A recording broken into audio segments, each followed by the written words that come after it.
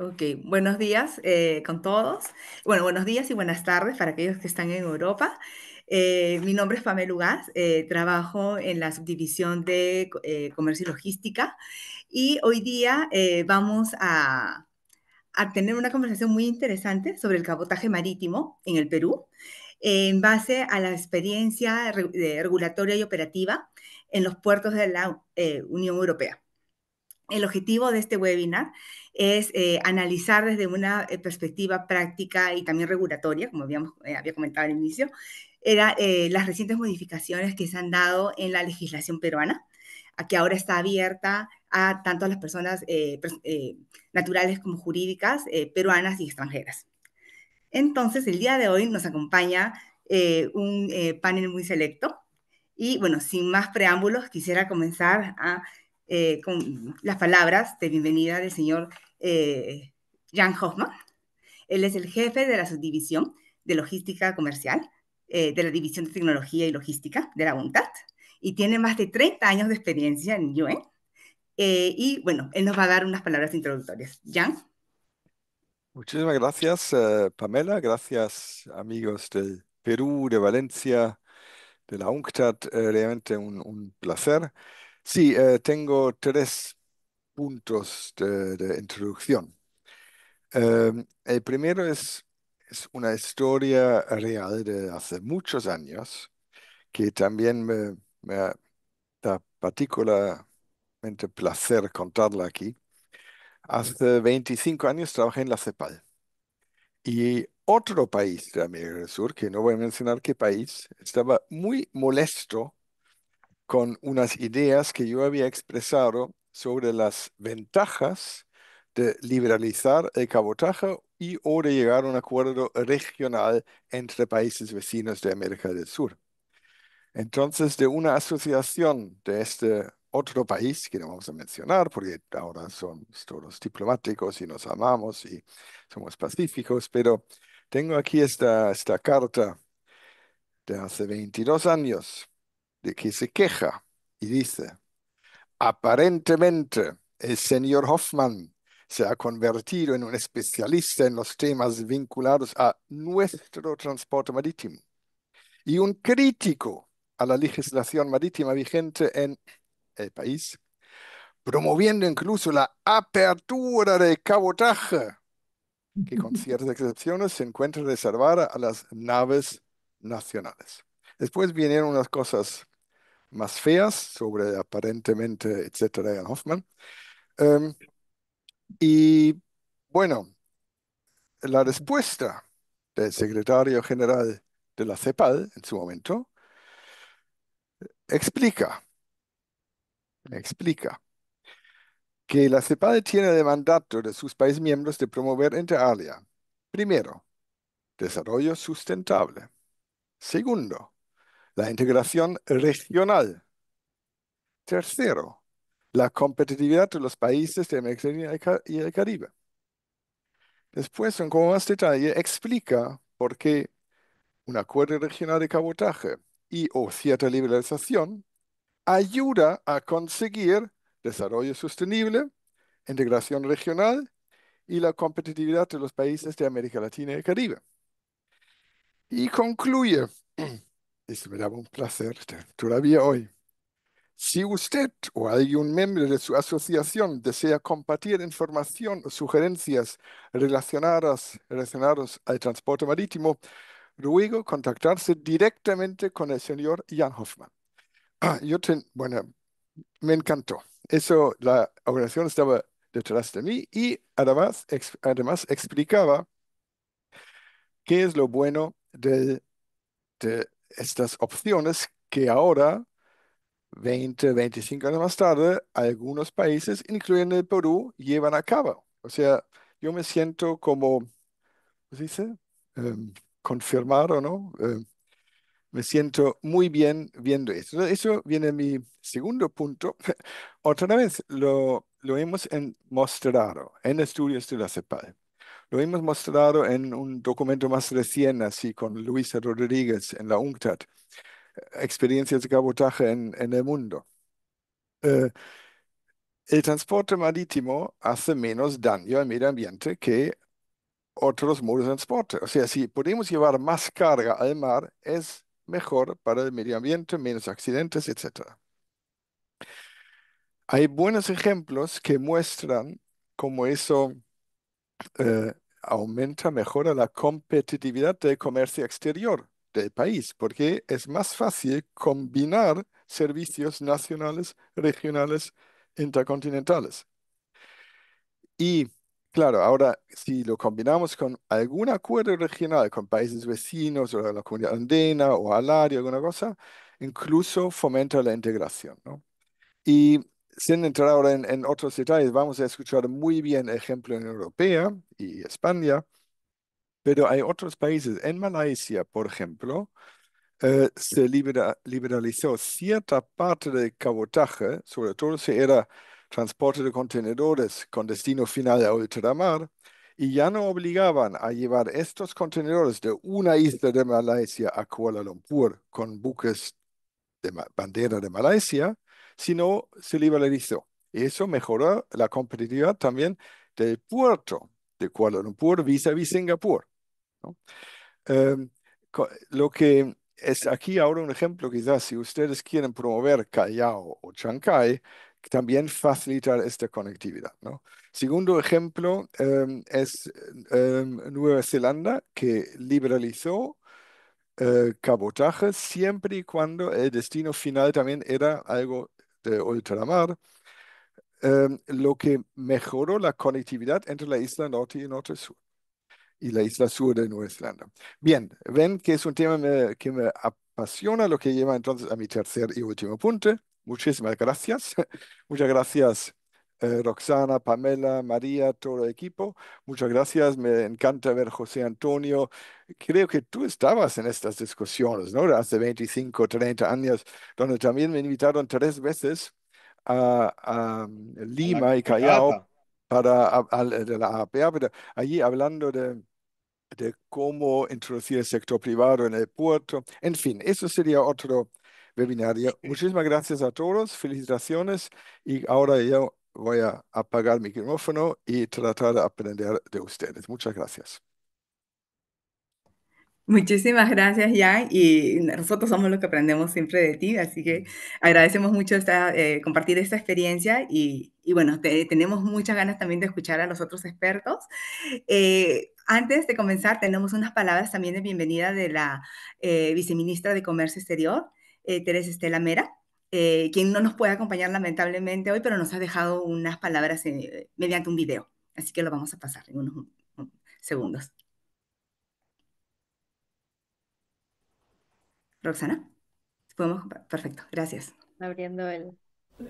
Estimados representantes de la Conferencia de las Naciones Unidas para el Comercio y el Desarrollo, de la Autoridad Portuaria de Valencia y de la Universidad de Lima. Estimados representantes de los agentes de carga y navieras, señoras y señores. Les doy la más cordial bienvenida al seminario virtual titulado Cabotaje Marítimo en el Perú, análisis a partir de la regulación y experiencias en el marco de la Unión Europea.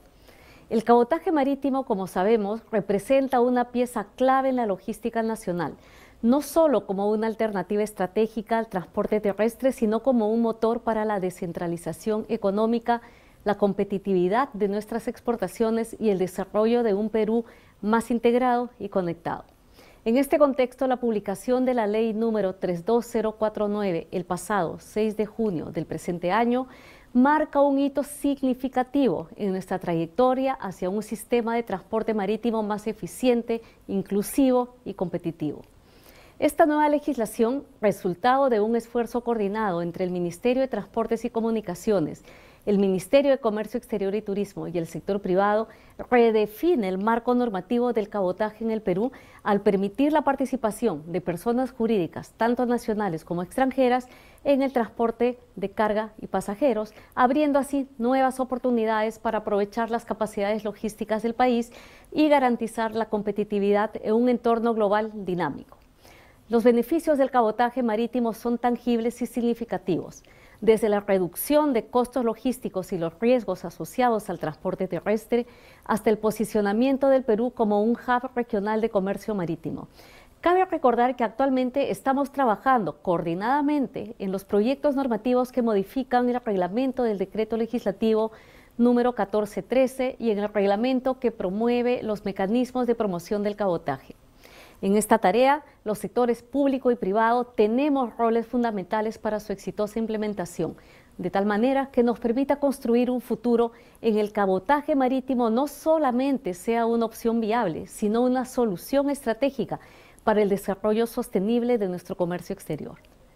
Este seminario surge como una oportunidad de profundizar en las implicancias prácticas de estas modificaciones, aprender de la experiencia europea y reflexionar sobre cómo podemos adaptar estas lecciones a nuestro contexto nacional. Así, contamos con la participación de expertos internacionales y locales, quienes compartirán su experiencia en el desarrollo de operaciones de cabotaje marítimo y las innovaciones tecnológicas que están transformando este sector. Los invito a aprovechar al máximo este espacio de intercambio de ideas, análisis y aprendizaje mutuo. Estoy segura de que juntos podremos construir una visión compartida para fortalecer nuestro sistema de cabotaje marítimo, promoviendo la integración, la eficiencia y el progreso económico de nuestro país. Muchas gracias. Agradecemos la palabra de la señora viceministra Mera. Bueno, creo que ya podemos dar inicio a las discusiones, pero antes, al debate, mejor dicho, porque hay varios puntos de vista que vamos a poder escuchar hoy día y tenemos muchas ganas de poder compartir con todos los que están en este seminario. Pero antes queremos tomar una foto de grupo. Si pueden, por favor, encender sus cámaras. No sé si vamos a poder ver a los participantes también, si No, ponemos... no, en No, ¿no? este caso no. Los Más panelistas bien, y los organizadores. sí, y más bien, si los participantes, mientras que van prendiendo las cámaras, los participantes saben que pueden hacer sus preguntas mediante el chat, ¿no? Durante la presentación y vamos a ir tomando nota de ello. Y también habrá un espacio para preguntas y respuestas en la que se podrá precisamente procesar las mismas. Bueno. Sí, tenemos ya todos con sus cámaras prendidas, los que pueden, claro. A ver, sí, a ver si tenemos... A ver, sonrían.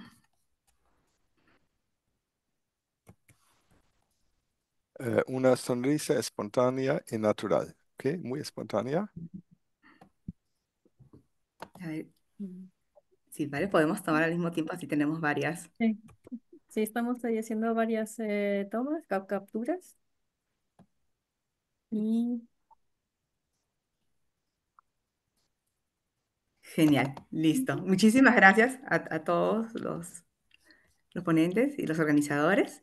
Bueno, ahora sí, vamos a dar inicio a la primera exposición del día de hoy, que trata vamos a empezar sobre el análisis de las recientes modificaciones que se han dado a la legislación de cabotaje marítimo en el Perú. Y la persona, el experto a cargo, es el experto realmente en Perú, el señor José Antonio Pejovés Macero. Él es especialista en Derecho Marítimo, es profesor en la Universidad de Lima, ha hecho estudios en la Universidad de Lima, en San Marcos, en la Universidad de Salamanca, es autor de numerosos libros sobre transporte marítimo y ha fungido de árbitro en varios tribunales también relacionados a puertos y a transporte marítimo. Sin más, le doy la palabra a José Antonio, por favor. Muchas gracias. Buenos días y buenas tardes a todos. Me voy a disculpar de antemano porque estoy saliendo de un proceso gripal un poco fuerte y entonces si es que se interrumpe alguna tos, me disculpo. Tengo un PPT que lo quiero compartir. Aquí está. Bueno, Perfecto, lo podemos ver. agradezco, como no, perdón, sí se ve bien, ¿no? Sí, Agradezco, como no, a la UNCTAD y a los organizadores por invitarme a participar en este importante webinar. Y rápidamente al tema, ¿no? Estos son los terminales portuarios o las terminales portuarias y los embarcaderos del sistema peruano de puertos, entre los cuales se puede hacer cabotaje, ¿no? El cabotaje, como se sabe, es el transporte marítimo entre puertos peruanos. Hay un cabotaje bien interesante, que es este, que es como una suerte de cabotaje interoceánico fluvial, ¿no? Que sería el que conecta Callao con Iquitos, que está en la Amazonia. Callao, Iquitos, Iquitos, Callao, y que, bueno, toca el Pacífico y también, como no, el Atlántico y el río Amazonas. Eso simplemente como un dato anecdótico. Decir que el cabotaje, como se sabe también, o la protección del transporte marítimo nacional viene de antigua data. Ya en épocas de Oliver Cromwell, en 1651, los ingleses protegían su transporte marítimo y luego ya muchos años después hay una ley, la Jones Act de 1920, que se sancionó en Estados Unidos, que también se disponía en esa norma, que sigue vigente además, la protección del cabotaje, es decir, mantener el cabotaje cerrado para buques de bandera extranjera en Estados Unidos. Siempre se ha dicho que debe primar el principio de reciprocidad, esto viene del derecho internacional, el comitas gentium, de tal modo pues que si yo abro mi cabotaje o mantengo abierto, y esto bueno, en tiempos modernos ya responde a compromisos asumidos por los países también en el seno de la Organización Mundial del Comercio, pues los otros países también deberían hacerlo, ¿no?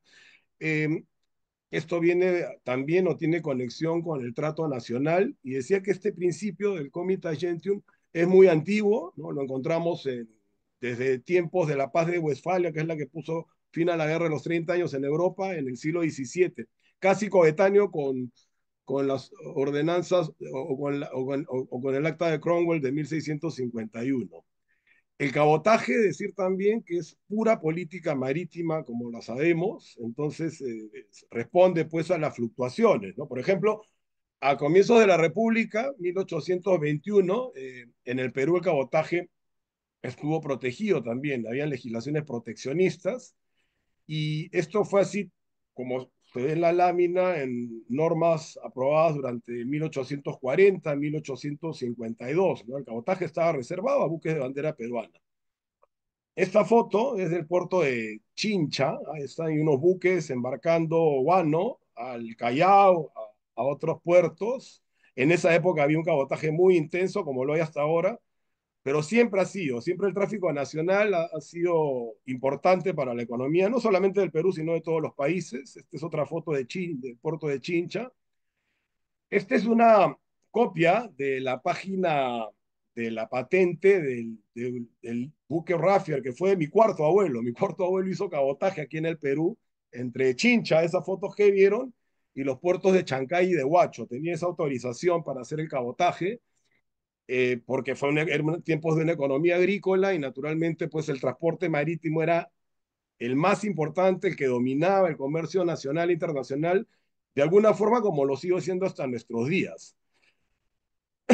El reglamento de 1864, el reglamento de comercio, ya suprime la reserva de cabotaje porque no había buques de bandera peruana, y esa es la época en que empiezan a operar en el Perú buques de la Compañía Sudamericana de Vapores, que hasta ahora existe, una naviera chilena, y también de la Pacific Steam Navigation Company.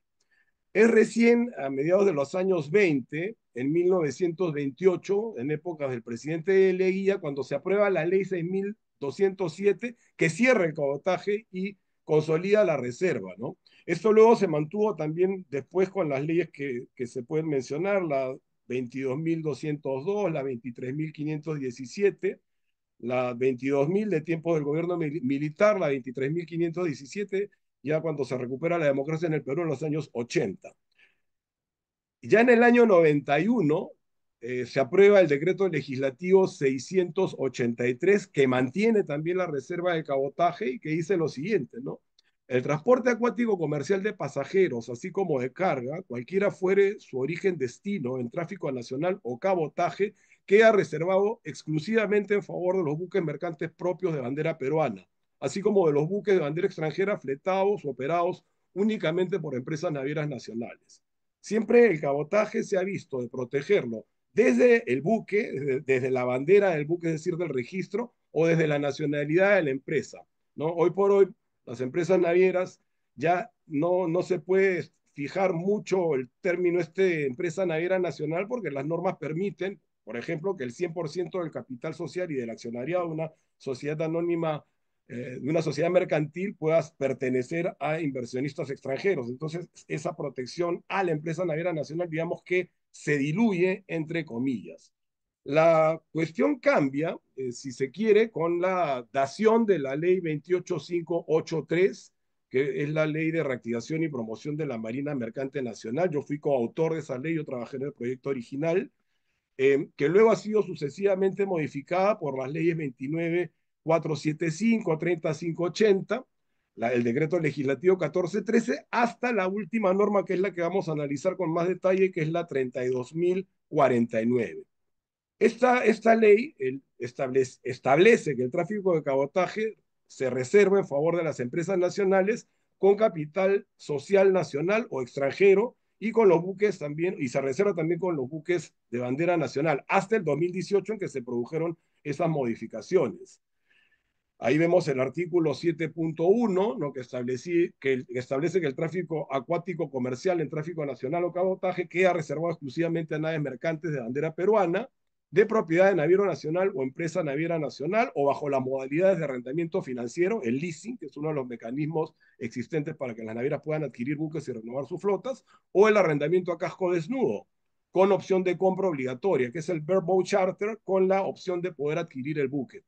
Esa normativa se ha mantenido, y veamos que tiene un cambio recién a raíz de la dación del decreto legislativo 1413, que sigue vigente, que es de 2018 y que es el que abre el cabotaje temporalmente hasta el 2021. Es decir, esta última norma que se ha aprobado en junio pasado es una reapertura de un cabotaje que ya estaba abierto desde el 2018 y por espacio de 3 años.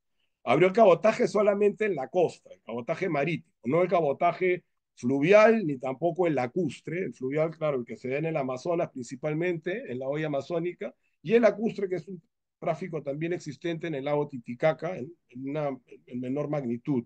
Solamente abrió el cabotaje marítimo para el transporte de contenedores, ¿no? Para el tráfico contenedorizado, para vehículos, para carga de proyectos, graneles sólidos y gas natural licuefactado. Se mantuvo la reserva, como que se mantiene hasta hoy, para el tráfico de hidrocarburos, en tanto hay buques de bandera peruana que lo pueden prestar, que pueden prestar el servicio. La apertura incluía también a navieras extranjeras y buques de bandera extranjera, como se ha señalado. Con la última modificación del artículo 4 del decreto legislativo 1413, el Perú elimina la reserva y reabre, como dije antes, unilateralmente el cabotaje marítimo, ¿no? Esta es una apertura unilateral que no ha sido negociada en ningún foro internacional, lo cual es interesante de analizar también. Y lo abre sine die, como decimos, sin poner una fecha, sin establecer un plazo. Lo abre a empresas navieras constituidas en el extranjero, ¿no? Y también, como no, las empresas navieras que estén inscritas en el Perú, que puedan prestar el servicio, y también a buques de bandera extranjera. Yo personalmente, porque hablo a título personal, no represento a ninguna corporación, considero que hubiese sido mejor una apertura temporal, no fijarla en 5 o 10 años y irle tomando el pulso al mercado para ver si es que por ahí aparece alguna empresa naviera que constituida acá en el país, que tenga el interés de prestar el servicio. Eh, Ahora, de hecho, ¿no? Si no hay empresas navieras peruanas que pongan buques a disposición, por ejemplo, para transportar contenedores, ese vacío, por supuesto que en buena hora que sea cubierto por empresas navieras constituidas en otros países. Eso es lógico, y además tiene mucho sustento, ¿no? Eh, la actual normativa, vale decir, no contempla beneficios como los tenía originalmente la Ley de Reactivación y Promoción de Marina Mercante, beneficios en materia tributaria, que sería largo listar, pero que permitían, por ejemplo, ingresar buques, nacionalizar o importar buques, deduciendo el pago de los aranceles. Tenías una serie de exoneraciones en materia de hidrocarburos, de repuestos, ¿no? Todo lo que tiene que ver con aparejos, por ejemplo, de buques, etcétera. Todo eso no está así puesto en la ley vigente, porque esos beneficios se perdieron porque tenían también plazo de caducidad. Ahora, es cierto que el artículo 2 y la segunda disposición complementaria final de la ley 32049 se refieren a mecanismos de promoción. Ahora, sería oportuno que esos mecanismos, tal como está establecido en la segunda disposición complementaria final, se desarrollen, ¿no? Para ello, la ley estableció un plazo de 90 días, lo cual está así expresamente señalado. Ya vamos en el día 178 y hasta hoy no se reglamenta ese beneficio. Para que haya un cabotaje efectivo, yo considero que se deberían implementar mecanismos que lo promuevan y sobre todo que incentiven el cambio de modo, del terrestre al marítimo, porque como sabemos, el transporte terrestre en el Perú la oferta es enorme, mucha de ella informal, y es imposible o sería imposible para las empresas navieras competir pues con esa oferta de transporte terrestre. Es necesario pues crear mecanismos que incentiven el transporte marítimo. Ya las bondades del cabotaje las he explicado sobradamente Jan. En la Unión Europea, cosa que van a mencionarse seguramente, o se va a mencionar con mis compañeros de mesa que están bastante más informados. Desde hace unos años se ha promovido el Short Sea Shipping. Si mal no recuerdo, hace 34 años que se aprobó el reglamento 3577-92, que es el que abre el cabotaje intracomunitario dentro de la Unión Europea. Se diseñan pues estos mecanismos de promoción de las llamadas autopistas del mar y más, y eso, bueno, de algún modo ha ayudado a que el cabotaje se promueva en Europa. Claro, nosotros vivimos otra realidad, somos un país en desarrollo, no podemos utilizar ese tipo de mecanismos, pero la inventiva está pues a la orden de, o mejor dicho, hay que ponerla al servicio y ver cómo se pueden crear mecanismos de incentivo al cabotaje. Luego, también hay un cabotaje en la comunidad andina, siguiendo el modelo del europeo, ¿no? Este está vigente desde el 2006, cuando se aprobó la decisión 659. Como lo recordó Jan al inicio, esto viene de unos estudios, este de la CEPAL de 2001 lo hizo Jan, uno que hizo Ricardo Sánchez en la LADI en el 2002, proponía también un cabotaje regional en todos los países miembros de la LADI, al tono más o menos en sintonía con lo que proponía Jan. Y este servidor, yo en un trabajo publicado en 2003, me refería al cabotaje intracomunitario, al cabotaje de la comunidad andina, siguiendo el modelo europeo, que finalmente es el que se adoptó en el seno de la CAN. Los trabajos de Jan, dicho sea de paso, a pesar de los años, mantienen su actualidad. Hace pocas semanas, hace 2 o 3, recordábamos un trabajo suyo sobre los puertos pivote en América Latina, todo a raíz de la inauguración del puerto de Chancay que se ha comentado. Bueno, eso es lo que quería mencionar respecto al cabotaje en el Perú. Recordar también que la primera disposición complementaria final de la ley 32049 dispone que el reglamento del decreto legislativo 1413 se debe adecuar a la ley, y que también estamos en el día 178, han pasado más de 60 días y todavía no se aprueba ese reglamento. Eso sería todo y quedo a disposición para las preguntas que estimen convenientes, y nuevamente las gracias. Genial, muchísimas gracias, José Antonio. Hay algunas preguntas para ti ya en el chat, te invito a que las vayas analizando. Y ahora pasamos a la normativa de la Unión Europea, y para ella tenemos a dos expertas y dos mujeres que tienen mucha experiencia en estos temas. Eh, la primera es Pilar Trejo, ella es directora de la Asociación Española de Short Sea Shipping. Es ingeniera naval y tiene experiencia tanto en el ámbito público como privado. Sus áreas de expertise son puertos, transporte marítimo y logística. Bueno, sin más preámbulo, Pilar, te damos la palabra.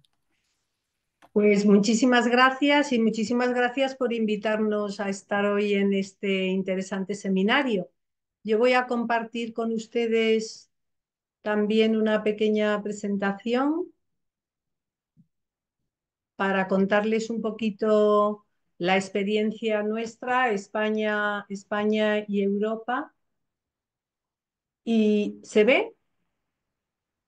Ya vemos. Perfecto. Sí, Lo voy a sí. poner en modo pantalla completa. Muy bien. Bueno, pues les vamos a contar nuestra experiencia. Luego mi compañera Teresa ampliará la información que yo les voy a dar desde el punto de vista del puerto de Valencia, que es uno de los puertos más importantes del sistema portuario español. Y bueno, y lo primero, si me permiten, pues les voy a comentar lo que es la Asociación Española de Promoción del Transporte Marítimo de Corta Distancia. Es una asociación que se creó en el año 2002 a instancias de la Comisión Europea, que con la implantación en los países europeos, sobre todo en los que tenían costa, de los Short Sea Promotion Center, como el nuestro, pues lo que pretendía es desarrollar más el transporte marítimo de corta distancia a nivel de lo que es Europa. En España somos una asociación, se creó en el año 2002, o sea, tenemos ya 22 años, ahora mismo somos 27 miembros y recogemos o ponemos en la misma mesa a todos los agentes que intervienen en el desarrollo de una cadena intermodal marítimo-terrestre. Están autoridades portuarias españolas que promueven este tipo de tráficos, como es el Puerto de Valencia, está también Puertos del Estado, están las navieras que prestan este tipo de servicios y la patronal española de las navieras, que es ANAVE, están operadores portuarios, está la Confederación Española de Transporte de Mercancías por Carretera, que es los usuarios. Nosotros, al promover el transporte marítimo de corta distancia, lo que intentamos es que los transportistas nos vean como colaboradores suyos y por tanto los tenemos en la asociación y bueno, incluso la Escuela Europea Intermodal, que es un ente de formación. Desde el año 2002 pues, se han implantado muchos servicios en España y realmente, bueno, que nosotros creemos que la historia del short sea shipping en España es una historia de bastante éxito. Eso un poco para presentaros la asociación a la que pertenezco y a la que habéis invitado. Y vuelvo a agradecer la invitación. Bueno, ¿cómo fue esto a nivel Unión Europea? Bueno, en el año, uno de los pilares básicos de lo que es la Unión Europea es la creación de un mercado interior único, es decir, que no hubiese fronteras entre los países y que cada ciudadano y cada empresa comunitaria pudiera actuar en cualquiera de los países, estados miembros, como si fuera el suyo propio. Y realmente en el año 85 no se había cumplido esta realidad del mercado único pues para muchos aspectos de la actividad económica, entre ellos el transporte marítimo. Entonces ahí hubo un toque de atención y se dijo, bueno, pues hay que construir o hay que preparar y regular cómo construir el mercado único del transporte marítimo. A nivel de todo el sistema de transportes en general, todos los modos, el objetivo que tenía la política de transportes de la Unión Europea era tener una movilidad sostenible con base en el reequilibrio modal. Entonces, en el diagnóstico lo que establecía es que, por una parte, había competencia no suficiente en el mercado, con lo cual la eficiencia del sistema de transporte se podía mejorar, había elevados costes externos, pues accidentes, contaminación, ruido, congestión, etcétera, debido al punto siguiente, a una excesiva cuota modal de la carretera. Es decir, la carretera era predominante en los transportes entre Estados miembros y eso originaba unos costes externos realmente elevados. Unas redes de transporte por carretera y ferrocarril no optimizadas si se miraba en una visión global de la Unión Europea, y un modelo que parecía no sostenible porque con esa apertura de los mercados las expectativas eran de fuerte crecimiento de la demanda de transportes, como así sucedió a partir del año 92 cuando cayeron las fronteras, y realmente podía haber dificultades y un elevado coste de ampliar la red de carreteras. Por tanto, ¿qué acciones había que llevar a cabo? Pues por una parte, reequilibrio modal, y aquí una de las acciones fue esa de intentar que hubiera en todos los países centros de promoción del transporte marítimo de corta distancia para promover el transporte marítimo, pero también el modo ferroviario o el modo fluvial, que en España no tenemos, pero en el centro de la Unión Europea es importante. Infraestructuras, mejorar las infraestructuras con el desarrollo de la red transeuropea de transporte financiada en parte con fondos europeos y Lo que es el foco de nuestra reunión de hoy, servicios, liberalización de los mercados, pero regulados para garantizar la eficiencia. Entonces, bueno, esto es la red de transportes transeuropeas, la que está en pleno desarrollo, determinados aspectos muy avanzada, pero no es el tema de hoy, sino lo que es el acceso al mercado del transporte marítimo y la liberalización en la prestación de los servicios. Bueno, como ha comentado el ponente anterior, nosotros también distinguíamos tres ámbitos: el ámbito puramente internacional entre países, o sea, con países no pertenecientes a la Unión Europea; el ámbito comunitario, el cabotaje comunitario, que puede ser, se lo podemos asimilar en parte a lo que ha comentado el ponente anterior de la Comunidad Andina.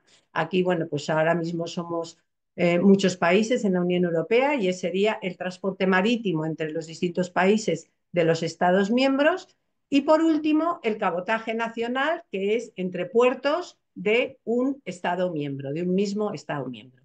Pues bien, tanto el transporte marítimo internacional como el cabotaje comunitario se regularon a través del mismo reglamento, este reglamento 4055, que es del año 86 y que entró en vigor entre los años 90 y 92, puesto que había periodos transitorios. Y en el caso del cabotaje nacional entre dos puertos del mismo Estado de la Unión Europea, quien lo reguló fue el reglamento 3577 del año 92, o sea, 6 años más tarde. Fue mucho más complicado llegar a una regulación aceptada por todos los países sobre el cabotaje nacional, y con entrada en vigor a partir de su regulación del 92, aunque también se extendió, esto creo que es un fallo, se extendió hasta el año 94. Entonces, comento un poquito esas dos regulaciones. El reglamento del año 86, 4055, liberaliza el transporte marítimo con países no UE y liberaliza el transporte marítimo entre países de la Unión Europea. Elimina las reservas de carga que había a los pabellones nacionales, y también elimina los convenios bilaterales con países terceros. Entonces, por ejemplo, en España había muchos tráficos que tenían reservas de carga a buques con bandera española, pues de mercancías tales como petróleo, grano, minerales, etcétera, ¿no? Y España tenía convenios bilaterales con países terceros, pues con esa reciprocidad que también se ha comentado, de yo con mis buques transporto un X% y tú con tus buques transportas otro tanto por ciento. Bien, todo esto se eliminó y pasó a poderse efectuar estos transportes marítimos con buques y por armadores de cualquier bandera y de cualquier nacionalidad. Como he dicho, la entrada en vigor fue progresiva y se extendió desde el año 90, 91, 92. El cabotaje nacional entre dos puertos del mismo Estado, este fue mucho más complicado, sobre todo por los países del sur de Europa, España, Italia, Grecia fundamentalmente.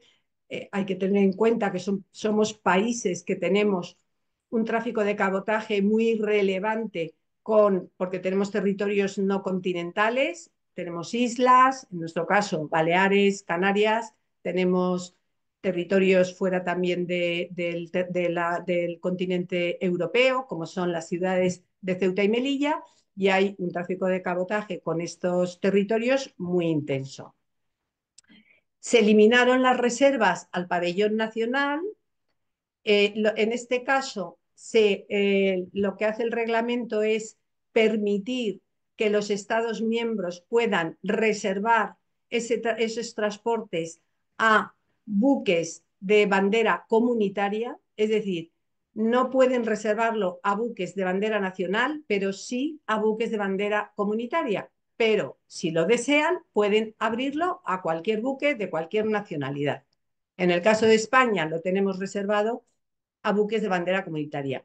Bien es verdad que desde el año 2004, en que la Unión Europea se amplió de una manera muy significativa, entraron dos países, que son Malta y Chipre, que tenían unas banderas que entonces se asimilaban a banderas de conveniencia, es decir, banderas que tenían un régimen como muy beneficioso desde el punto de vista fiscal, económico, etcétera, para los armadores, y al entrar en la Unión Europea pasaron a ser banderas comunitarias y los tráficos de cabotaje nacional pudieron utilizar esas banderas en sus buques para hacer tráficos de cabotaje.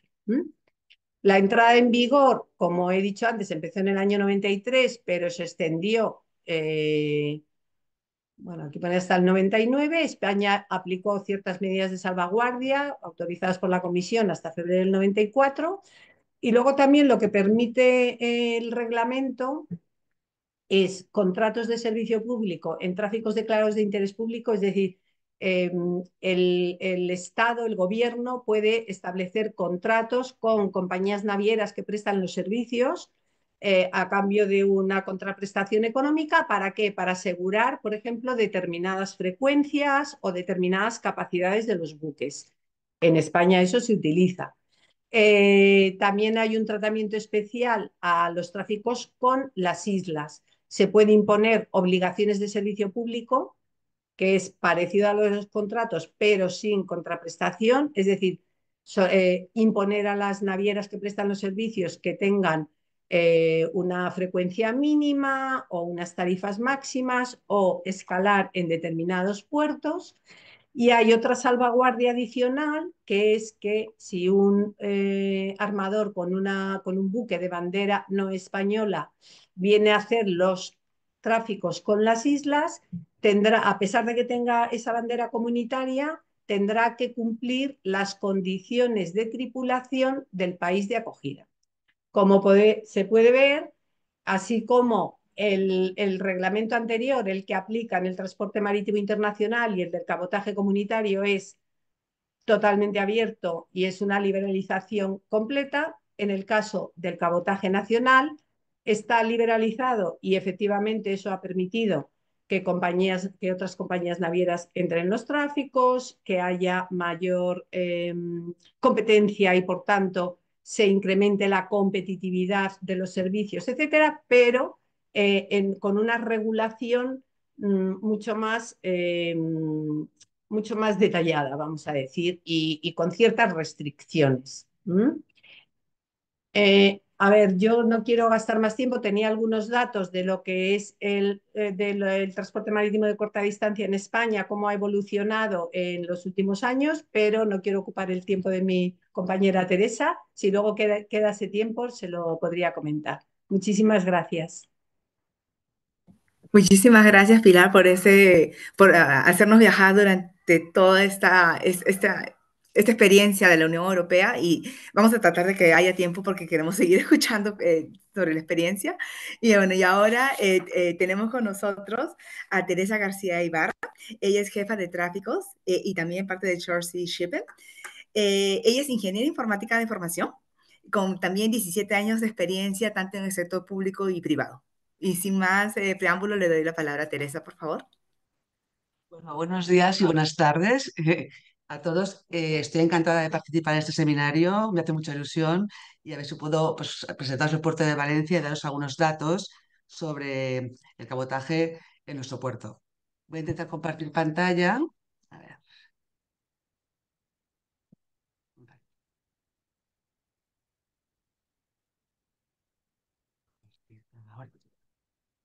¿Se ve? Sí, la podemos ver. Vale, perfecto. Vale, Valencia Port es la dominación comercial de lo que es la Autoridad Portuaria de Valencia. Entonces, nosotros lo que queremos y nuestro objetivo para esta presentación es, pues, que conozcáis el puerto de Valencia y sus ventajas competitivas para que sea elegido por cualquier cargador para transportar sus mercancías. Y de hecho, en el puerto de Valencia, bueno, os explico un poquito más. El puerto de Valencia pertenece, o sea, a Puertos del Estado, que es un organismo público, ¿vale? Que se encarga de la ejecución de la política portuaria. Y lo que hace Puertos del Estado es aglutinar a todos los puertos españoles de interés general. Con lo cual, en España somos 28 autoridades portuarias y existen 46 puertos. Es decir, eh, hay autoridades portuarias que gestionan más de un puerto. Autoridad Portuaria de Valencia gestionamos los puertos de Valencia, Sagunto y Gandía. Sagunto está a 30 kilómetros al norte de Valencia y el puerto de Gandía está a 70 kilómetros al sur. Aquí. Son un complemento ideal, son puertos mucho más pequeños, pero son un complemento ideal al megapuerto de Valencia. Aquí tenemos los datos del año 2023 para que podáis, pues esto, ver cómo está funcionando. Vale. En cuanto a las terminales que tenemos en el puerto, esto es el puerto de Valencia. Vamos a ver, ¿ves el ratón? ¿Se ve? Sí, sí, perfectamente. ¿Sí? Vale. Vamos a ver, tenemos por una parte todo lo que son tráficos de ferries. Esto es la terminal de Transmediterránea, de Transmed, perdón, que es del grupo Grimaldi. Esto es la terminal de Balearia, ¿vale? Y aquí está también el tema cruceros. Y aquí también está Balearia y GNV, que es la andena de Bellocchi, que es del grupo MSC. Y Transmed es del grupo Grimaldi. El resto de las terminales rojas que podéis ver aquí son todo contenedores, porque el 70% de los tráficos del puerto de Valencia es contenedor. Y esta parte amarilla es VTE, Valencia Terminal Europa, que está gestionado por el grupo Grimaldi. Es todo vehículos. Aquí está, esta es la terminal de la Ford. Aquí tenemos anheles líquidos y esto es el megaproyecto que ya está aprobado y está empezando las obras ahora, que es la ampliación de Terminal Norte. Que, bueno, no sé si habéis oído hablar con ello, pero llevamos desde el año 2012 con este dique construido y por problemas pues, políticos, realmente se solucionó en diciembre del año pasado y podemos entrar a construir desde hace nada.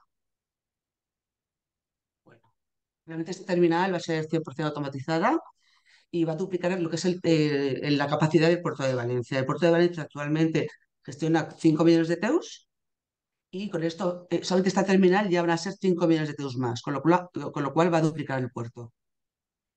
Tenemos en Valencia operan las naveras más importantes. Esta terminal que veis aquí es la de MSC, que es la única terminal privada del puerto actualmente y dedicada. ¿Qué significa eso? Que solamente puede operar barcos de MSC. Todo esto es la terminal de COSCO y CMA, que tiene 5 vías, no, tiene 4 vías de ferrocarril. Y esta terminal de aquí es APM, Maersk. Bueno, esto es el puerto de Sagunto, que también son todo terminales públicas y lo que hacen, puede trabajar cualquier tipo de tráficos. Aquí está grandes líquidos con las terminales a gas y todo esto es otra vez vehículos. Aquí se va a construir el muelle centro, es un nuevo muelle que está concesionado y también mando, también será público. Y este es el puerto de Gandía. El puerto de Gandía es un puerto muy chiquitito que es sostenible al 100% porque tiene instalación de placas solares y se dedica antiguamente era hortofrutícola y ahora pues tiene tráficos de madera, sulfatos, eh, pasta de madera, pero bueno, es un puerto chiquitín. Entonces aquí hasta hace 3 años operaba una línea también con las islas, con la compañía Balearia. Bueno, un segundito, por favor.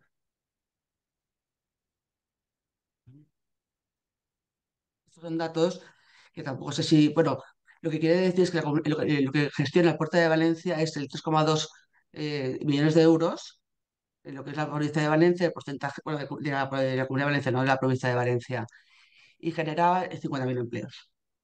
Y con la nueva terminal norte, que está en construcción para cuando esté acabada, generará 50.000 puestos de trabajo más, tanto directos como indirectos. Vale, os he comentado aquí que el 70% del tráfico que movemos en Valencia es contenedor, el resto es granel líquido, granel sólido y luego inventaría mercancía general no contenerizada, que ahí están todos los tráficos RORO.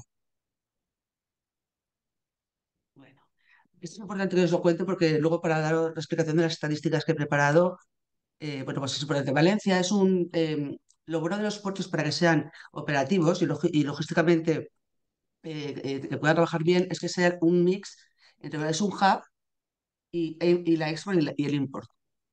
Y entonces Valencia tiene el 50% de import-export y el 50% de hub. Pasajeros movidos el año pasado.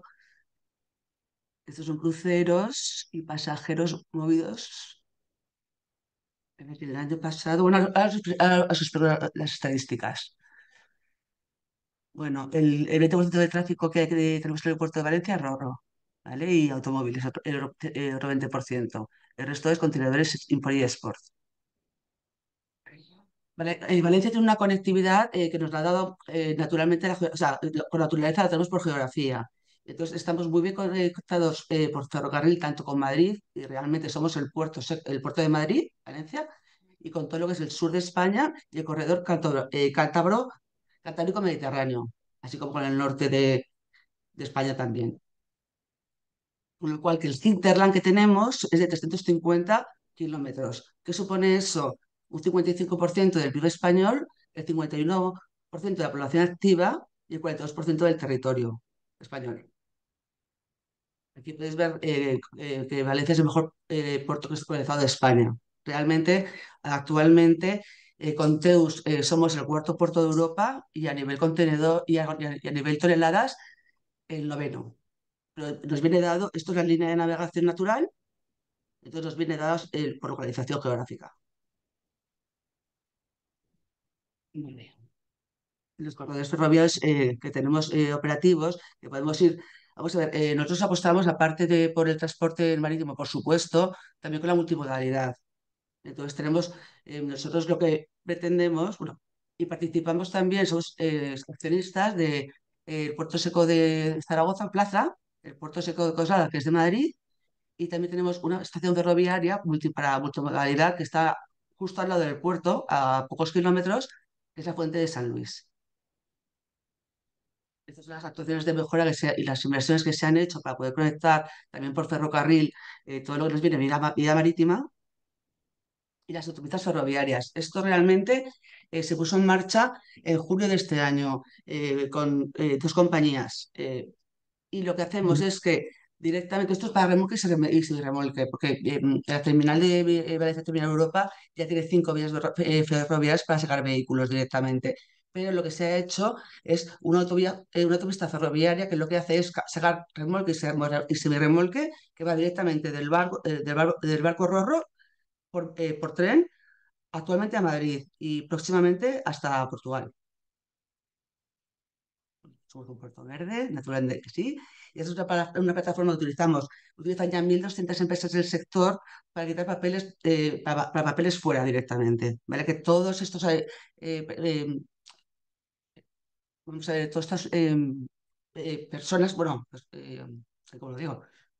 Que todos esta, lo que es la comunidad portuaria pueda pueda utilizar esta herramienta de manera que es lo más eficiente y papeles fuera. Y se gana muchísimo tiempo.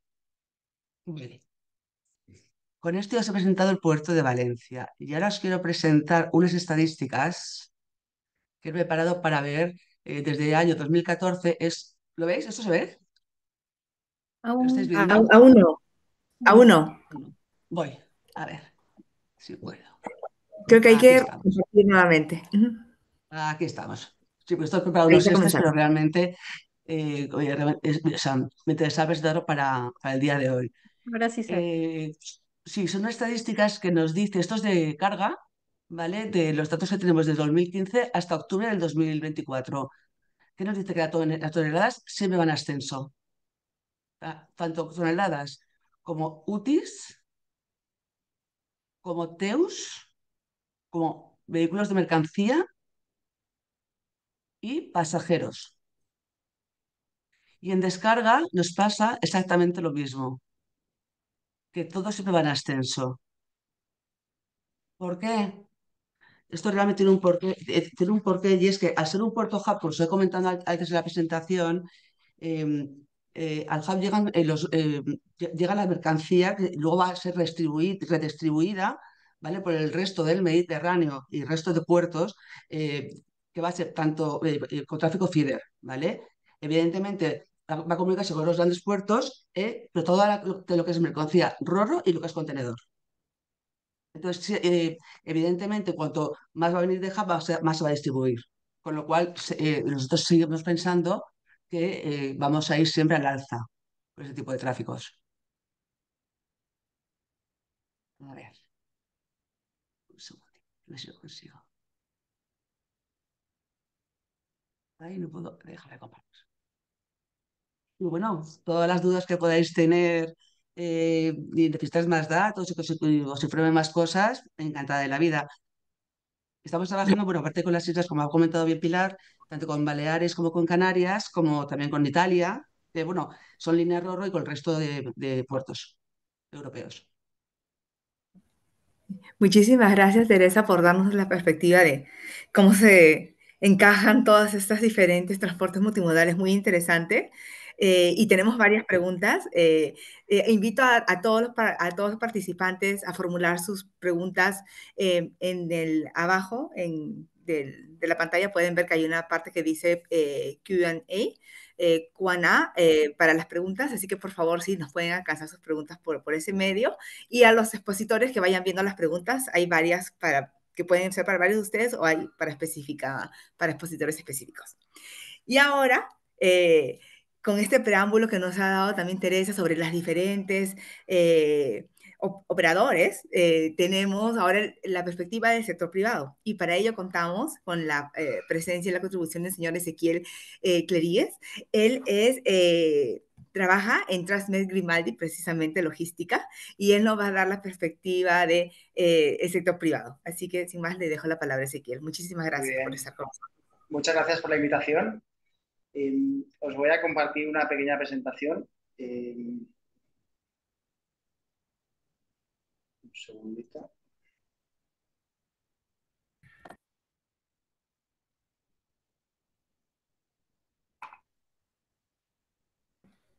Perfecto, ya la vemos, pero no está en modo presentación aún. Ahora, ¿no?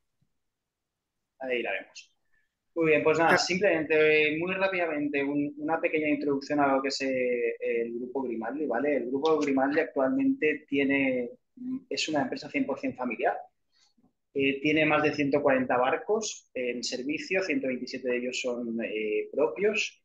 Tenemos más de 17.000 empleados y operamos tanto en el tema mediterráneo y de las autopistas del mar, que es un poquito lo que nos atiene en este webinar, pero también un poquito vamos a África, vamos a Estados Unidos, vamos a Sudamérica, vamos a Emiratos, a Far East, Oceanía, bueno, un poquito, eso ya estamos un poco operando a nivel global en todos los continentes.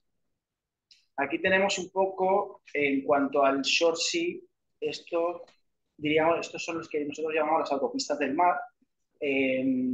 Obviamente lo más conocido son las autopistas entre España e Italia, pero bueno, también operamos en otros destinos como podéis ver aquí. Todas estas líneas se operan con barcos RoRo y con el objetivo de cargar plataformas. Cuando estamos cargando plataformas, ¿qué hacemos? Únicamente lo que es el camión se carga la plataforma, la tractora no embarca, ¿no? En la mayoría de los casos. Con esto, ¿cuál es el objetivo? Quitar el máximo número de camiones de las carreteras.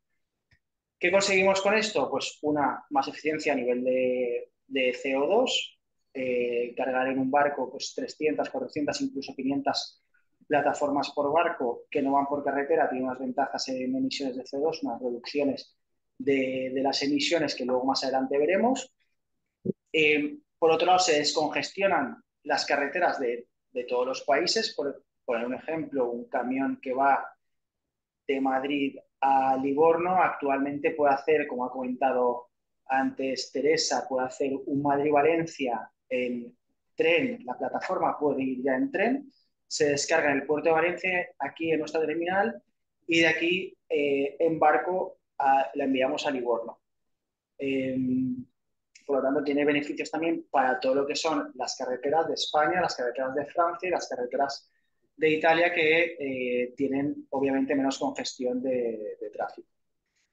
Eso además también para los clientes tiene unos beneficios de ahorro en costes, teniendo en cuenta que, por ejemplo, un transporte España-Italia pues son 4 días de carretera entre ida y vuelta, y eso, un chofer, nosotros, pues tú puedes tener, si es de la zona de Madrid, de la zona de Valencia, un mismo chofer puede hacer un par de viajes al día, si es de la zona de Valencia, y traer plataformas directamente al puerto, ¿no? Por lo tanto, hay un ahorro en coste también para lo que son los transportistas.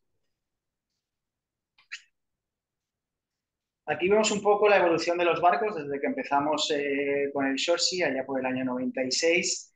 Al final, bueno, mejorar la eficiencia de los barcos y aumentar su capacidad hace que al final el ratio de emisión de CO2 por plataforma se reduzca pues hasta un por 6, que es lo que hemos conseguido actualmente con la nueva generación de barcos.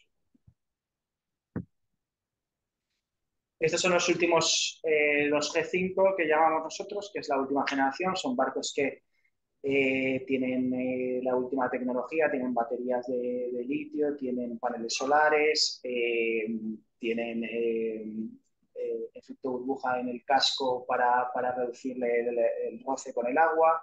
Bueno, en definitiva, eso es una nueva generación de barcos que también permiten, una vez están en puerto, no hacer cero emisiones en puerto, ¿vale? Porque una vez entramos, toda la energía es consumida a través de los paneles solares y de las baterías.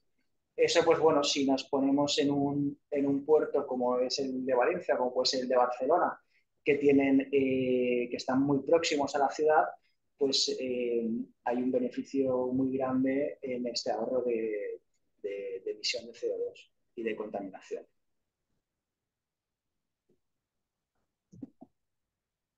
¿Vale? Aquí podemos ver una comparativa de lo que sería un trayecto Livorno-Barcelona y un trayecto Livorno-Valencia en cuanto a ahorro en emisiones de CO2. ¿Vale? Por lo tanto, hay un ahorro, pues, como vemos, del 60% en muchos casos. Si a esto encima le añadimos lo que hemos comentado del nuevo tren que se implementó este año entre Madrid y Valencia, el tren de plataformas, pues no tengo los cálculos, pero seguramente estos porcentajes se incrementarían. ¿Vale? Ya para terminar, para empezar un servicio de Shoresea, cuando nosotros empezamos, hay algunos factores que hay que tener en cuenta. Y primero es importante tener un aliado estratégico, un transportista que crea en el proyecto. Si no tenemos un cliente que se alía con nosotros, que cree en esto y que confía en quitar sus camiones de la carretera para ponerlos en el barco, es complicado. Luego, otro punto muy importante para empezar un servicio como este, de autopistas del mar, es tener una masa crítica tanto de import como de export. Es decir, las plataformas tienen que viajar llenas y en una amplia medida tienen que hacer un retorno lleno. No tiene sentido hacer un servicio de Shoresea cuando el tráfico solo es, o el volumen de carga solo es en una dirección, ¿vale? Nosotros allí empezamos el servicio en el 96-97, estuvimos tanto desde Barcelona y desde Valencia, empezamos primero Barcelona y luego siguió la línea de Valencia.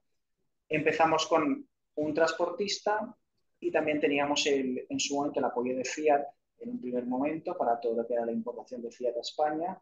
Y en cuanto abrimos la línea de Valencia, contamos con el apoyo de Ford, de la fábrica de aquí de Almusafes, para todas las exportaciones que hacíamos a Italia. Entonces, digamos, entre un poco los vehículos y el apoyo de transportista, pues se pusieron en marcha estos servicios que, bueno, que a día de hoy pues ya sabemos cómo funciona. Luego, por otro lado, en tema de la Unión Europea se están dando incentivos, los ecobonus que llamamos, porque es obvio que hay hay un beneficio tanto de reducción de emisiones como de reducción de congestión de carreteras. Y eso actualmente se está aplicando y se está dando una ayuda directa a los transportistas, ¿vale? No está pasando por la naviera, eso en el tema de España. En el tema de Italia también, en la segunda fase de estas ayudas, se están presentando proyectos para la mejora de las líneas de Shorsi, que puede ser un proyecto pues, mejora a nivel tecnológico, mejora del servicio, mejora... Y la Unión Europea te apoya y digamos que un 30% de la ayuda se queda en la naviera por ese proyecto y un 70% va directo al transportista. Luego, como sabéis, se puso el ETS, que es, bueno, es un recargo por emisión. Aquí, actualmente, nosotros que hemos hecho, hemos repercutido ese coste directamente a todos nuestros clientes. Y aquí tenemos un factor que nos perjudica y es que el ETS nos aplica a la carretera. Entonces, en trayectos cortos nos puede perjudicar, pero ya está claro que el ETS se va a aplicar a partir del 2026, se va a aplicar también al transporte por carretera. Por lo tanto, un poco ya estaremos más en igualdad lo que es el transporte marítimo que con el transporte por carretera. Bueno, y con esto ya termino y nada, cualquier pregunta, cualquier duda que tengáis, quedo a disposición. Perfecto, muchísimas gracias, Ezequiel. Hay muchísimas preguntas del público. Yo quería comenzar con una ronda de preguntas, una para cada uno. Se las voy leyendo y les voy diciendo a quién responde cada pregunta si se van preparando. Pilar. Pamela, Sí. ¿puedo abusar un poco? Es que yo como en 10 o 12 minutos me voy a tener Oh, que... ¿Es sí, posible que las preguntas que hay para mí las conteste en primer lugar? Pido sí, perdón a mis compañeros de... no, Pero, por supuesto. Y agradecemos porque sabemos que es tarde para, es después sí. del horario de trabajo, así que realmente lo apreciamos mucho. No, no es por el horario de Creo trabajo, es que- por un tema, tengo una consulta médica y no puedo oh, retrasarla. no, Lo no hay siento, ningún problema. Entonces empezamos con gracias. Pilar. A Mm. ver, acá había una para la señora Pilar Trejo. ¿Qué medidas regulatorias y de control implementó España para mitigar los posibles efectos negativos del cabotaje en el transporte terrestre, como la competencia desleal y la pérdida de empleos al tiempo que se garantizaba el cumplimiento de las normativas europeas? A ver, no se han tomado ninguna medida regulatoria ni de control adicional, porque realmente el riesgo de competencia desleal a priori no existe. El transporte por carretera a nivel Europa o a nivel Unión Europea tiene una regulación muy estricta y un control muy estricto, tanto por seguridad como para que no haya esa competencia desleal, eso a nivel transporte por carretera. Pero si hablamos del marítimo, es decir, que el transporte por carretera utilice el marítimo y sea una competencia, lo que tengo que decir es que el enfoque que en España le hemos dado desde el primer momento y desde la asociación le hemos dado es promover los servicios regulares RORO. Quiere decir que el transportista terrestre es un aliado. El barco funciona como una infraestructura de transporte. El transportista lleva el camión rodando, entra en la bodega del barco y ese barco le acerca a su destino a través de esa navegación. Y en el puerto de destino, el camión sale rodando de la bodega del buque y ya se puede acercar a su destino final. Además, pues, los servicios que tenemos, por ejemplo, los del puerto de Valencia o los que acaba de comentar nuestro compañero de Grimaldi, en algunos casos pueden transportar el vehículo con su conductor o alternativamente pueden transportar solo el semirremolque y en destino es otro conductor con una cabeza tractora quien hace el tramo final del transporte. Entonces, no se está planteando como competencia, se está planteando como complemento. Y así es como las empresas de transporte, que hace unos años, hace 20 años, podían tener a lo mejor ese recelo que comenta el señor que pregunta de competencia desleal, ese recelo se ha eliminado, porque la naviera tiene muy claro que su cliente es el transportista y que le tiene que dar el servicio que el transportista necesita. Entonces, se está consiguiendo que esa cadena intermodal marítimo-terrestre sea ágil, sea eficaz y sea competitiva en costes, porque eso sí que es verdad que la naviera tiene que ofrecer un flete que haga que el transporte puerta a puerta sea económicamente más atractivo usando el barco que yendo por carretera. ¿Mm? Entonces no hay ese problema. Perfecto, muchísimas gracias. Muy clara la respuesta. Y hay otra pregunta que me parece que dirigida para ti, Pilar. Es si es de María Roldán.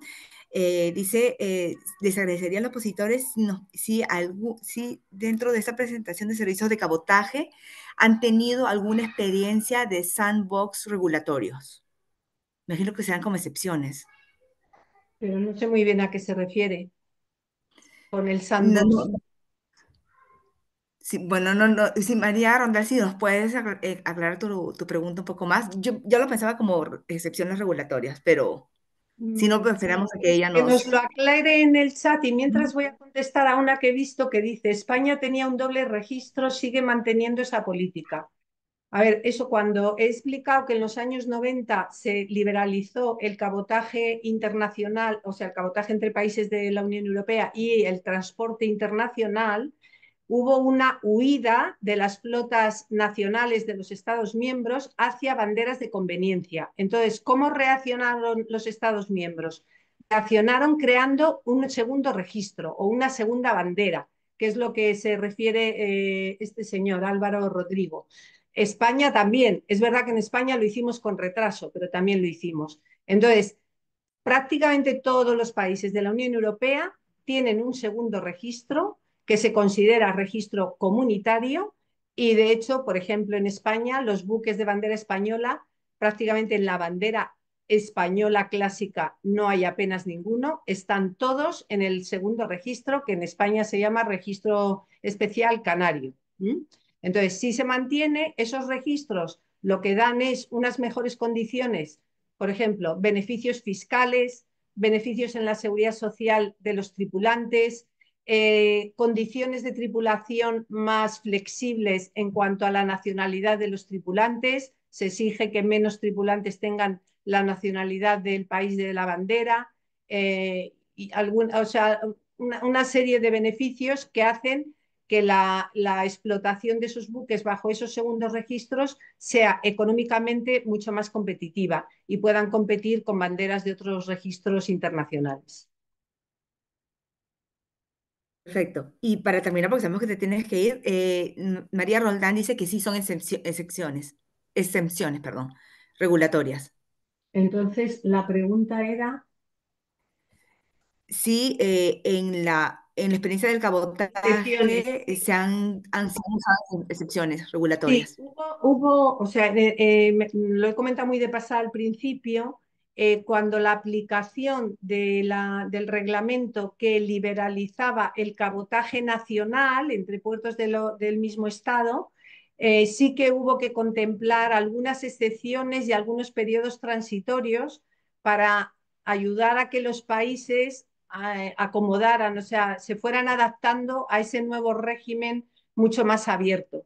Pero bueno, casi todas esas excepciones se han ido diluyendo. Nosotros, por ejemplo, en España mantenemos una que se pretende modificar en una modificación de la Ley de Puertos y de la Marina Mercante, que ahora mismo está en el Congreso de los Diputados, que es la de los servicios FIDER. Los servicios FIDER en nuestro caso, en España, sigue estando reservado a bandera comunitaria. Es decir, esos barcos de 23.000 TEUs que llegan al puerto de Valencia, como ha explicado Teresa, descargan o contenedores que luego distribuyen en buques feeder, en buques más pequeños. Si esos buques feeder van a hacer rutas en puertos nacionales, que es lo habitual, que vayan a puertos más pequeños y entreguen esos contenedores, eso sigue estando todavía reservado a bandera comunitaria. Y como digo, eso en una modificación de la Ley de Puertos y Marina Mercante, que ahora mismo está en el Congreso de los Diputados, se pretende eliminar esa reserva. Entonces, a la pregunta de María contestar que sí que hubo en los periodos de adaptación, pero que ahora mismo prácticamente no quedan esas, no sé cómo llamarlo, salvaguardias o excepciones. Perfecto, muchísimas gracias Pilar por acompañarnos hoy día y bueno, cualquier pregunta que quede te la pasamos por correo electrónico. Muchísimas gracias. Muchísimas gracias a todos vosotros y pido disculpas por tener que irme anticipadamente porque la verdad que me encantaría quedarme a escuchar al resto de mis compañeros, pero me es imposible. Muchísimas gracias y buen día. Entendemos, muchísimas gracias. Bueno, ahora seguimos entendemos que el tiempo ya se nos está acabando. Voy a seguir con una ronda de preguntas para cada uno. Mientras si les podría pedir a los panelistas que vayan viendo las preguntas y si las pueden contestar en el mismo chat para ir avanzando. A ver, había una pregunta muy interesante para José Antonio, que era cómo se podían usar los beneficios del cabotaje, o sea, mejor dicho, cómo utilizar los beneficios de la ley 32049 del cabotaje para el comercio exterior. Esa era para José Antonio. Después había una pregunta, se las voy dando de una vez para que la vayan preparando, de una pregunta para Teresa, que decía, ¿cree que los puertos secos tipo Madrid pueden ser un factor importante para que funcione el sistema de cabotaje? Esa es A la ver, pregunta. invertir en las zonas que pueden atraer tráfico para Valencia, como es Madrid, Zaragoza, evidentemente lo que hace un puerto seco es que te sirve es como un centro logístico, de manera intermodal. Nosotros apostamos por el transporte intermodal y facilita la transferencia eficiente de carga entre diferentes modos de transporte. Evidentemente, si tú te traes un contenedor desde Madrid hasta Valencia por tren y lo subes al barco, como decía ahora mismo Pilar también, y desde aquí vas a otros puertos, evidentemente, mercancía que sacas, al igual que y con la importación. Con vehículos es lo mismo. Ahora mismo ya, con el tráfico nuevo que tenemos de autopista ferroviaria, que somos el único puerto de España que la tiene, gracias a Dios, porque ya estamos siendo pioneros en eso, pues es lo mismo. Naturalmente que traes, la pregunta era que sí, ¿me has dicho? A ver, que A ver, sí. A ver, espérate, lo miro. ya la había borrado. A ver,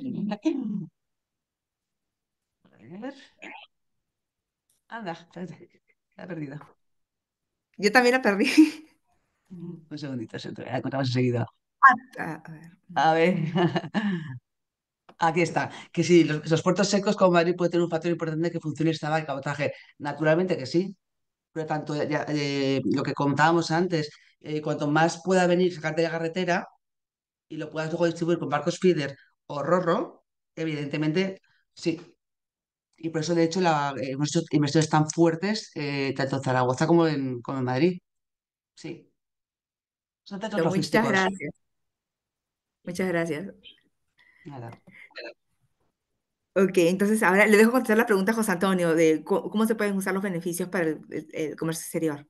Bueno, yo creo que en tanto haya contenedores, por ejemplo, que puedan, en buque feeder, pueden llegar al Callao o a Chancay, procedentes de Paita, que es un puerto que está al norte del Callao, o de Matarani, qué sé yo, que está al sur, y esos contenedores puedan, digamos, alimentar la masa crítica para que un buque de unos 15.000 TEUs que llega al Callao sea suficientemente alimentado, ese beneficio se notaría, creo yo, o se trasladaría a los usuarios intermedios y finales incluso, sobre todo en cuanto al precio del flete, ¿no? Yo creo que ese sería el beneficio. Estamos hablando, creo yo, no equivocarme, del tráfico de contenedores, fundamentalmente, el que se beneficiaría, ¿no? Pero sería por ahí, ¿no? Que buques que normalmente no pueden recoger contenedores porque no están permitidos, me refiero a buques de bandera extranjera, que ahora lo puedan hacer, ese tráfico, ese feeder, esos feeders, ¿no? Que alimenten ese buque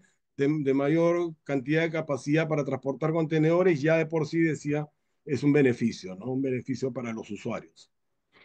Eso es lo que podría comentar, ¿no? Al respecto. Perfecto, muchas gracias. Y tenemos una No, de nada. pregunta también para Ezequiel.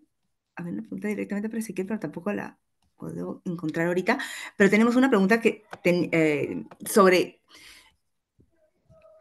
perdónenme que acá las tengo, las preguntas. Era desde el punto de vista operativo. Eh, por ejemplo, ¿qué modelos de colaboración han adoptado entre las navieras locales y extranjeras para mejorar la eficiencia del cabotaje?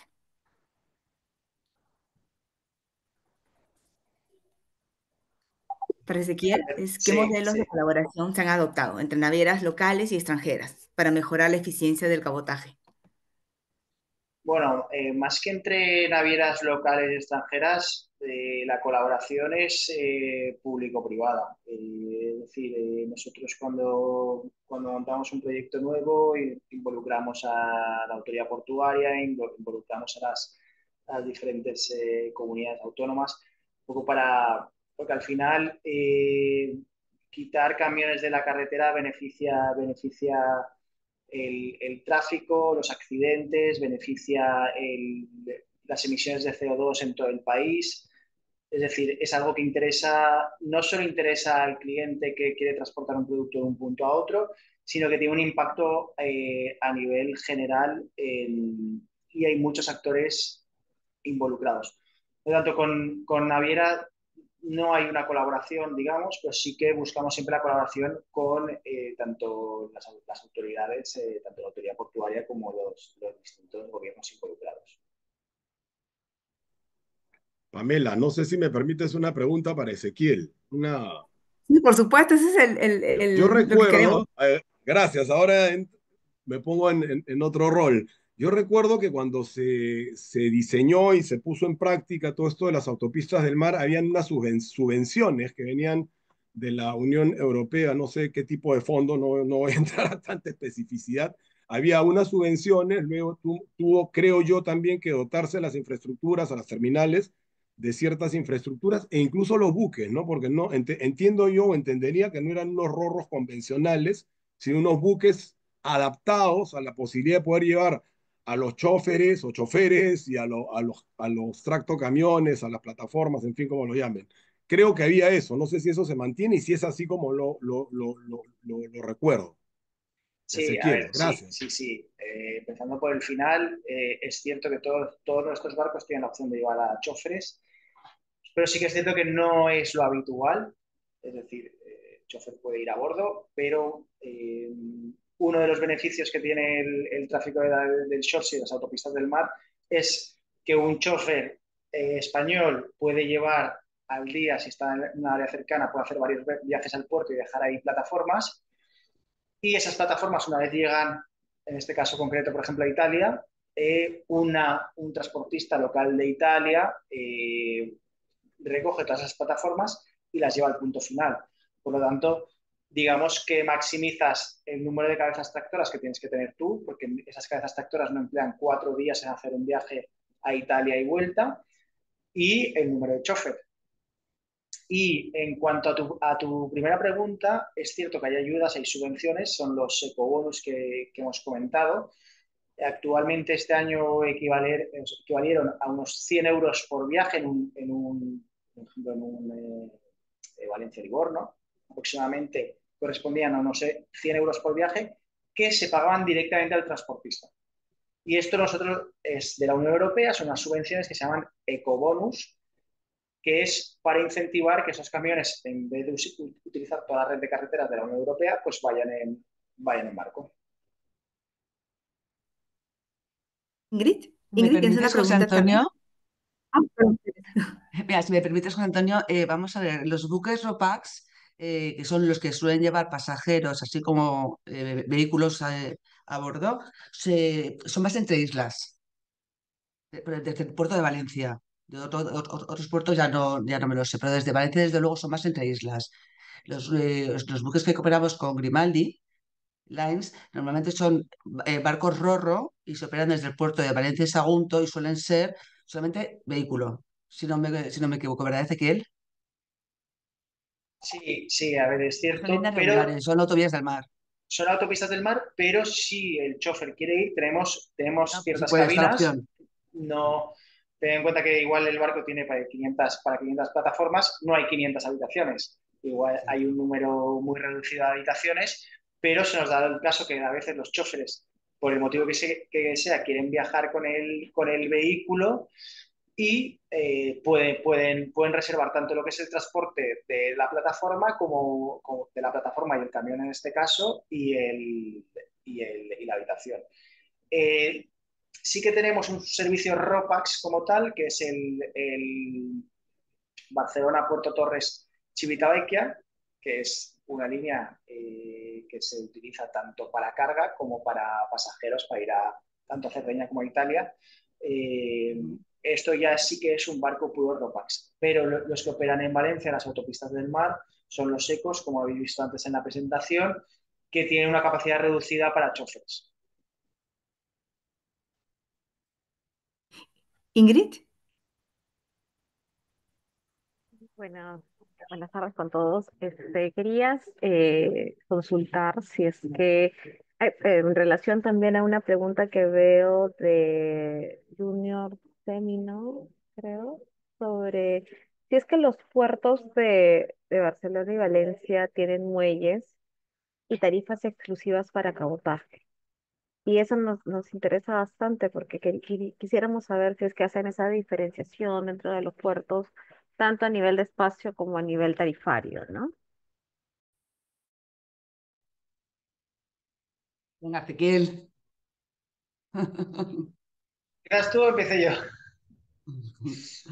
Empieza A tú, ver, que eres mi cliente. Empieza eh, tú. en cuanto a lo que es el tema de la adecuación, es, por ejemplo, nuestros barcos, los barcos de última generación, bueno, los barcos eco que usamos en estas líneas, sí que es cierto que necesitan lo que nosotros llamamos el típico tacón, porque tenemos una rampa trasera bueno, necesitamos operar puertos que, digamos, que la operativa se puede hacer por popa, se puede bajar la rampa y trabajarlo. Entonces, sí que es cierto que pero también es por la tipología del barco, se necesita una cierta adecuación de las terminales. ¿Vale? En este caso, tanto Barcelona como Valencia como en los puertos de Italia donde operamos están operativos. En cuanto al tema de los tarifarios, bueno, si Teresa puede explicar un poquito más en detalle. Sí que es cierto que, por ejemplo, los barcos sí que se beneficia un poquito lo que es en las cuentas de la T1, que es lo que pagamos al puerto, pues por temas de si el barco es más eficiente, no tiene emisiones, tal. También tenemos el ecobonus de la Unión Europea, ¿vale? Por un lado, pero también es cierto que las autoridades portuarias pues, nos apoyan un poco para beneficiar todas estas inversiones en más eficiencia y mayor sostenibilidad. Pues poco más que añadir. Ezequiel. Sí que es cierto que todos los operadores, diferentes operadores que están en el puerto de Valencia, sí que tienen unas licencias que tienen unas características especiales, que no es como son las de import y export, de contenedor, ¿vale? Son tarifas diferentes, pero son para todos iguales, eso sí que es cierto. Ok, muy Mira, bueno, un Muchas muchísimas gracias. comentario al respecto, ¿me permites? sí. Hasta el año 1991, aquí en el Perú, habían tarifas diferenciadas para el cabotaje y para el tráfico internacional. Incluso la atención, ¿no? Los servicios de cabotaje, los buques tenían ciertas preferencias, ¿no? En cuanto a la prioridad en la atención. Eso cambió desde 1991 porque se entiende, se adoptaron normas sobre libre competencia, digamos que se pusieron a todos los actores en el mismo nivel. Gracias, eso es lo que quería comentar. Sí. Muchísimas gracias. Qué interesante ver las diferentes formas de abordar el tema de las tarifas. Ya se nos está acabando el tiempo, tenemos bastantes preguntas. Yo les propongo, eh, las vamos a enviar por email a los panelistas para que las contesten a las personas que han hecho las preguntas. Yo les quería dar una ronda de un mensaje final.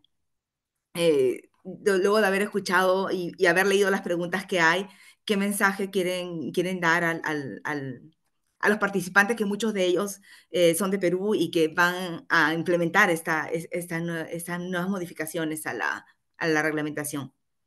Así que empiezo por José Antonio, tú fuiste el primero. Muchas gracias. Bueno, primero que todo, agradecer a UNCTAD y a los organizadores de este evento. Decir que hay que mirar el mercado siempre y naturalmente que si hay demanda de servicios y no hay proveedores locales que lo puedan hacer, en buena hora la liberalización y la apertura, ¿no? Porque son servicios que se deben dar sí o sí, sobre todo tratándose del transporte marítimo de mercancías, ¿no? De carga general que viene contenedorizada y que, bueno, es de consumo masivo. Entonces, por ese lado, el cabotaje en buena hora que se haya abierto, ¿no? Y que se permita, pues, la operación de buques de bandera extranjera. Y eso sí, tener una recomendación al Estado peruano, vigilar también, porque si alguna empresa peruana, habiendo abierto unilateralmente el cabotaje, tiene interés en prestar servicios de transporte marítimo en algún tercer país, mirar también a ver si es que le dan todas las facilidades, ¿no? Eso sería todo. Gracias nuevamente. ¿Le Teresa? Yo la conclusión que veo de todo esto del cabotaje y de Roro y Social Shipping es que, vamos a ver, lo que tenemos que hacer es sacar los vehículos de la carretera. Por tema, primero, por los transportistas, segundo, para quitar congestión, tercero, por descarbonización y sostenibilidad y cuarto, por tiempos. Como he comentado antes, el cabotaje yo creo que siempre va a ir, va a estar en crecimiento porque va a seguir distribuyendo los tráficos de manera, por lo menos en el puerto de Valencia y en el Mediterráneo, porque es la única manera de dar servicio a todos los puertos con las cuatro premisas que son las importantes.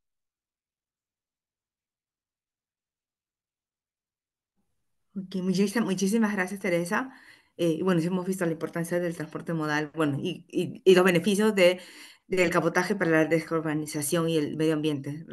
Realmente todos los gráficos que han presentado nos han abierto los ojos. Muchísimas gracias. Ezequiel.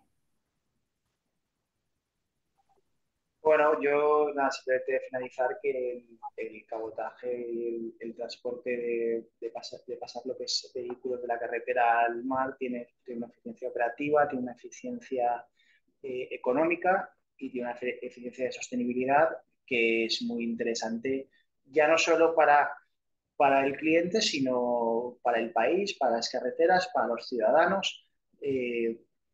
Entonces creo que es una iniciativa muy buena y espero que sirva para que la puedan desarrollar. Ok, muchísimas gracias. Y la perspectiva del sector privado ha sido realmente bien importante. Han habido varias preguntas que te las vamos a pasar por mensaje.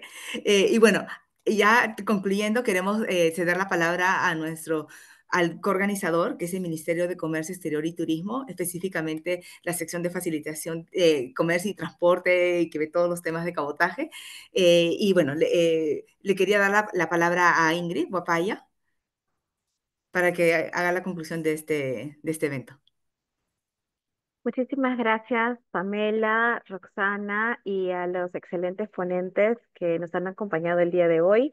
Este es un esfuerzo conjunto que ha sido motivado por el Ministerio de Comercio Exterior y Turismo, concretamente, ¿no? Por la Dirección General de Facilitación de Comercio Exterior, y que se enmarca en los esfuerzos que está realizando Perú respecto, ¿no? De la mejora de lo que es la logística internacional.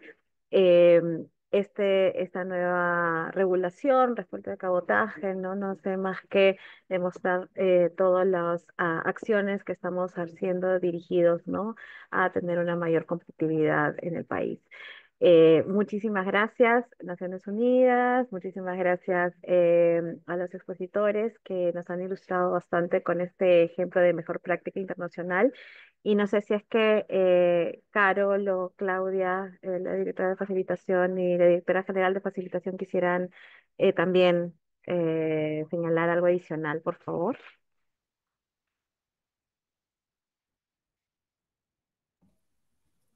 Mientras yo aprovecho también Sí, para... sí, perdón. por favor. No, no, por favor. Yo iba a cerrar ya casi, pero por favor continúe. No, si no es así, muchas gracias también a todos los participantes que nos han acompañado el día de hoy. Y bueno, solamente indicarles que vamos a seguir realizando actividades también enfocados a conocer mejores prácticas internacionales y legislación comparada. Muchísimas gracias. Bueno, y de la parte de la ONU Comercio y Desarrollo también queríamos agradecerles a todos los expositores, realmente por el tiempo que se han tomado. Sabemos que es tarde para horario de oficina, apreciamos mucho. Como pueden ver, su tema es sumamente importante, especialmente en Perú, en América Latina, yo diría. A las preguntas, tenemos un montón de preguntas que no, hubiéramos necesitado 3 horas para este webinar. Creo que esto merece una segunda parte y bueno, esperamos poder contar con ustedes también. Muchas gracias a los participantes también y también al equipo de la UNTAD, a Roxana, María, muchas gracias. Y bueno, les deseamos una feliz noche, feliz día allá en Perú y bueno, nos vemos pronto. Muchas gracias. Y las preguntas las vamos a pasar por email, no se preocupen. Muchas gracias. Gracias, un placer. Muchas gracias. Felices Gracias. fiestas a todos. Gracias. Felices Igualmente. fiestas también. Muchas gracias, igualmente. Sí, y el video lo vamos Gracias. a compartir también a todos los participantes. Gracias. Gracias. Perfecto. Chao. Gracias.